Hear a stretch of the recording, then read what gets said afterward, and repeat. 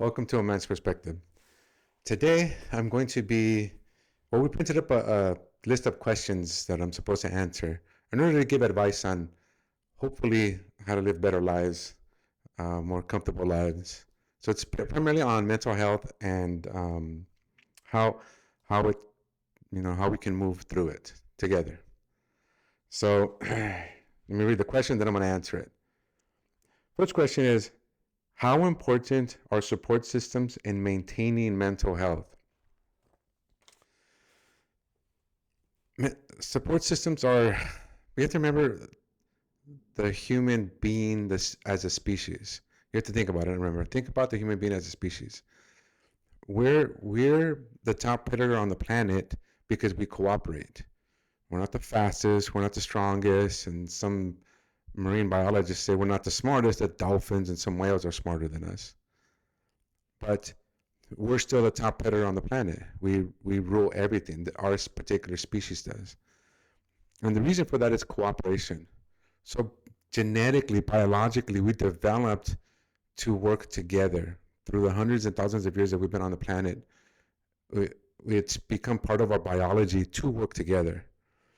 So every part of our system, whether it be it mental health, whether it be it physicality or physique, our relations, we're supposed to do things together. So those what does the question say? Support systems. To me, the support systems are each other. We go to each other, to our peer group. We all have friends that are love us enough to be directly honest with us. And that, even though it's hard, even though it's difficult, they're honest but not judgmental. They're honest and supportive. So we those support systems are paramount to uh, a good quality of life. We absolutely need them. We need to have our friends with us. We need to have, and not fake friends. There's so many super friends. There are so many friends that we lie to, that we say we live a certain life, and we have these big groups because we live these large lives. Not those friends. The friends that you cry to, the friends that you can call on. I always tell people, your real friends are the ones that come help you move. If you're moving and no one shows up, then you you need to look for new friends. So those people that come help you move, those are your friends. Those are the ones that you can count on. Those are the ones that you should be honest with, and you need to let them know that they can be honest with you, and that you're going to be honest without judgment. You're going to be honest but supportive. So those support systems are I cannot express how important they are, how paramount they are. So yeah, they're they're key to maintaining a good mental health. Question number 2: can creative outlets serve as a form of therapy in facing mental health challenges? Absolutely. There's no doubt about it. Whether it's for men, for me, the people around me, it's some kind of discipline, whether it be it music and an instrument, a guitar, drums, martial arts, some kind of, and it doesn't matter what form. I know there's this all this people talk about MMA versus this or that. It doesn't matter. The form is not as important as the discipline that you have to go through to achieve things in that form. That's what matters. That discipline is what allows us to have focus. That discipline, and it doesn't matter what it is, because even when you're learning to play an instrument, you're solely focused on the position of your fingers. You're solely focused on your neck muscles and how to blow certain amounts of air in order to get the instrument to sound right.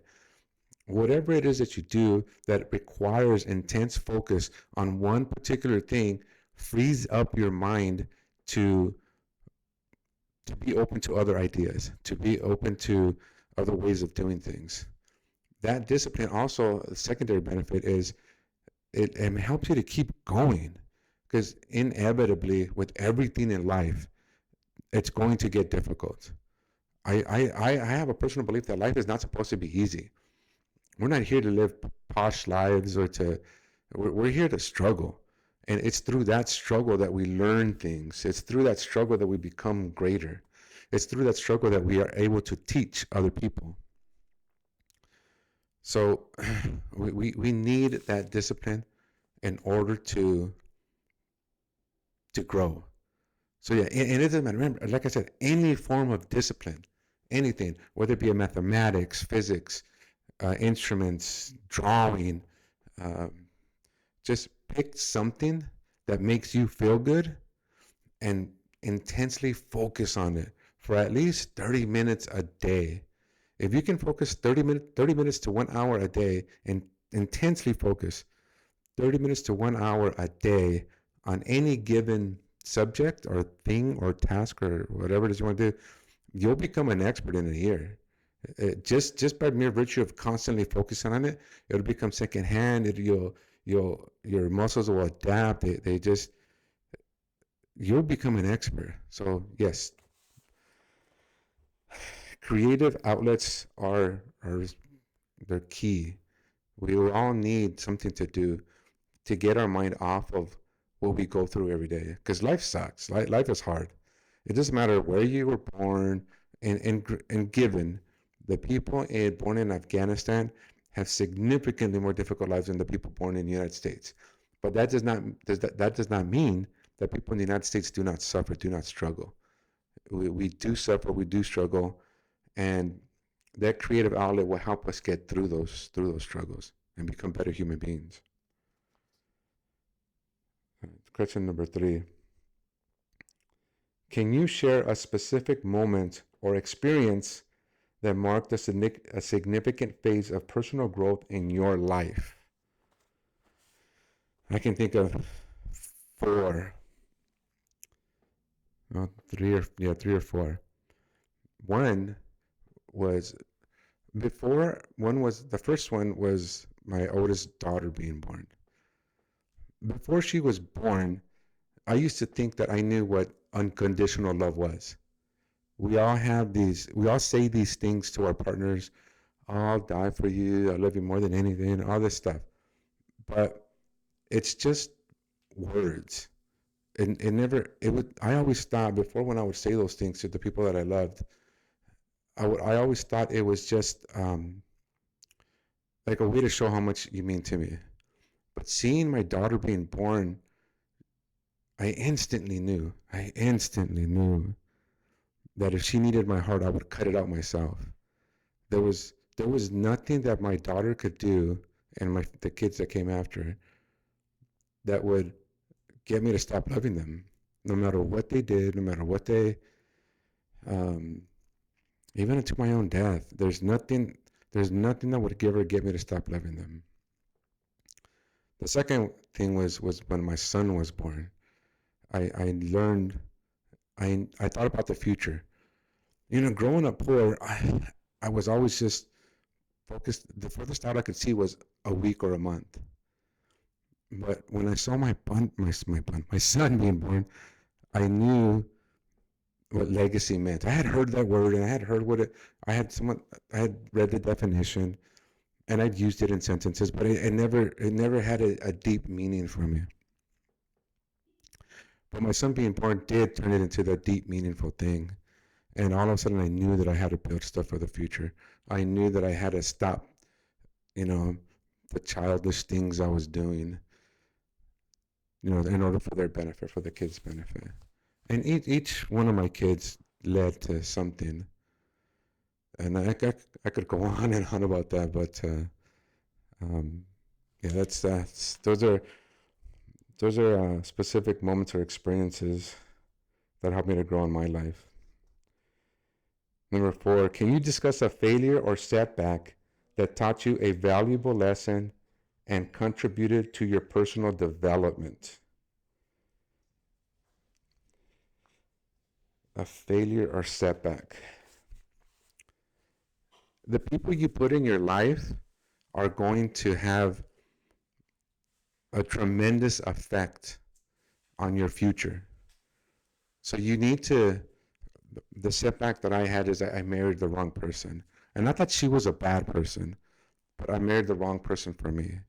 And going through that divorce process was horrific, to say the least.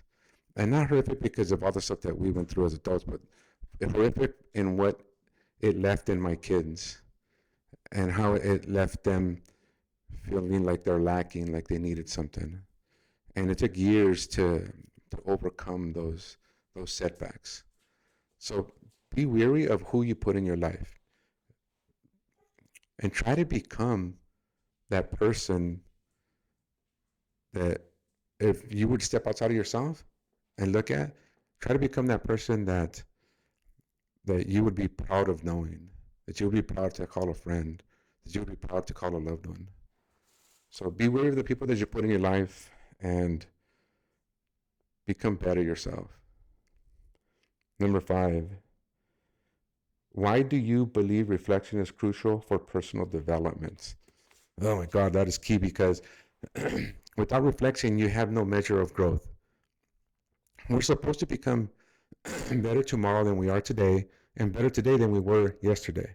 And the only way you can see if you're becoming better is if you reflect. You look back on your life, you look back on the things that you did, and you don't feel shame for them.